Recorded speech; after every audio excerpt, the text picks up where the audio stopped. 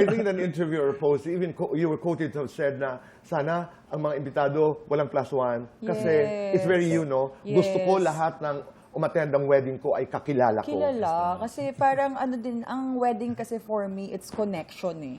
It's not para lahat sila na-enjoy nila, no phone, na-enjoy nila, lahat nagsasabi na, ang saya ng ganitong wedding, nakikipag-chismisan kami kung kani-kanino, ang dami nilang na-meet, diba? And lahat po talaga nando doon is yung first meet pa lang, yayakapin mo, i-hug mo. Kasi connection yung meron kayo. You know, I remember some people making comments about ang ganda-ganda ng wedding, pero bakit may paper plates?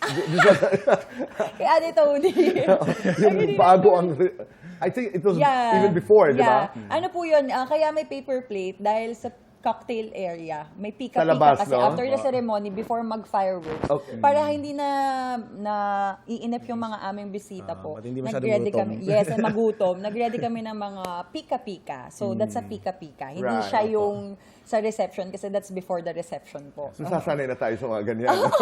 Actually, lahat na lang. Napansin. Pero, At hindi lang yan, dahil napakaganda at napaka-engrande ng kasal, everybody started to speculate, di ba? Kanya-kanyang estimate, kanya-kanyang, ay, siguro ang mahal-mahal nito, venue pa lamang, at saka event organizer pa lamang ay 20 million na, etc.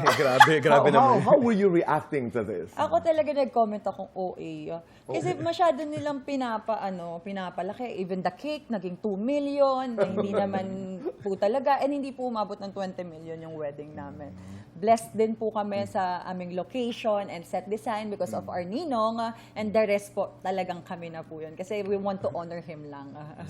How would you react? How did you react to all these comments? To be honest, na humble po ako and blessed at the same time. Kasi po, ganun po na po kataas ang tingin Yung tingin nila. sa amin.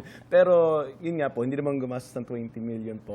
Pero, blessed kami na present namin yung elegance and yung wedding na gano'n. At Bottom sa tsaka line, you were standard.